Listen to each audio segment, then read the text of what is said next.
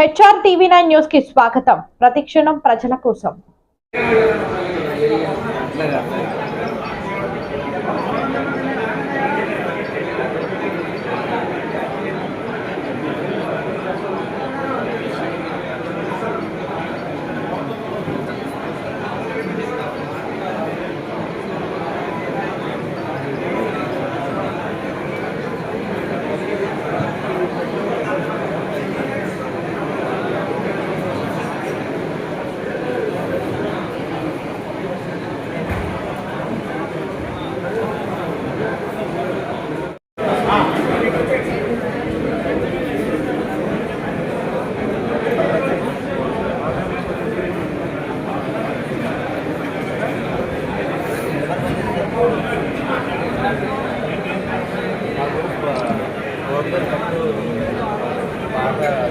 గ్రామస్తులు మాకు ఉపాధి లేకుండా కోటి గ్రామస్తులు మాకు ఉపాధి లేకుండా వాటి తీసుకుని మాకు ఉపాధి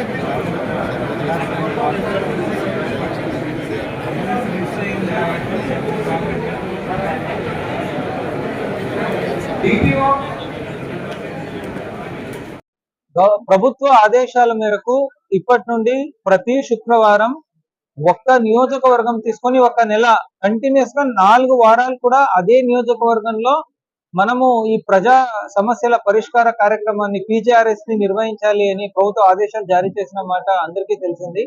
దాంట్లో భాగంగా మన కృష్ణా జిల్లాలో మొట్టమొదటి కార్యక్రమం ఈ రోజు పెడన మండల్ హెడ్ క్వార్టర్స్ లో పెడన నియోజకవర్గంలో చేయడం జరిగింది. ఇలాగే నెక్స్ట్ 4 శుక్రవారాలు కూడాను పెడనాకే వస్తాము. ఉద్దేశం ఏంటి అంటే వచ్చిన గ్రీవెన్స్ 4 వారాల లోపు దాన్ని ఒక లాజికల్ ఎండ్ తీసుకొని వెళ్ళాలి.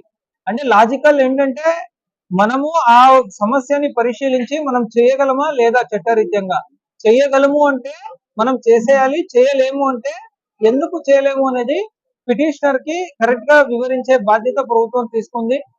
పీజీఆర్ఎస్ పైన ప్రభుత్వం చాలా శ్రద్ధతో ఉంది. సో ఏ సమస్య ఉన్నా కూడాను మనం లాజికలీ దాన్ని కన్క్లూజన్ కి తీసుకెళ్తాము. Thank you.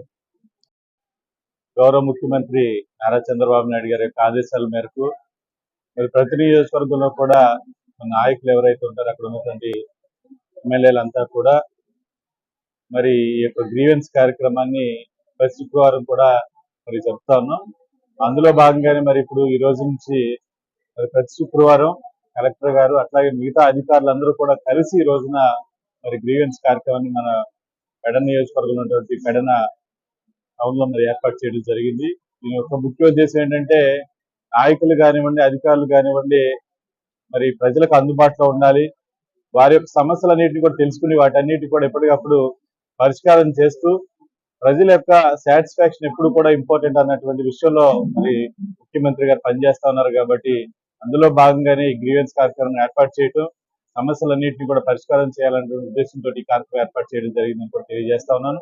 మరి నియోజకవర్గ వ్యాప్తంగా 4 మండలాలు కానీ టౌన్ లో ఉన్నటువంటి వివిధ సమస్యలన్నింటినీ కూడా ఈరోజు తీసుకురావడం జరిగింది. వాటన్నిటిని కూడా ఆ రెస్పెక్టివ్ డిపార్ట్మెంట్ కి ఫార్వర్డ్ చేయడం, కొన్నేమో ఇక్కడే కూడా వాటన్నిటి కూడా పరిష్కారం కూడా చేయడం జరిగిందని కూడా మీ అందరూ తెలియజేస్తా ఉన్నాం. తప్పకుండా మరి ఈ కార్యక్రమం ఎప్పుడు కూడా నిరంతరంగా కొనసాగుతా ఉంది. కాబట్టి ఈ కార్యక్రమాన్ని నియోజకవర్గంలో ఉన్నటువంటి ప్రజలందరూ కూడా వినియోగించుకోవాలని చెప్పేసి మీ ద్వారా కోరుతా ఉన్నాం.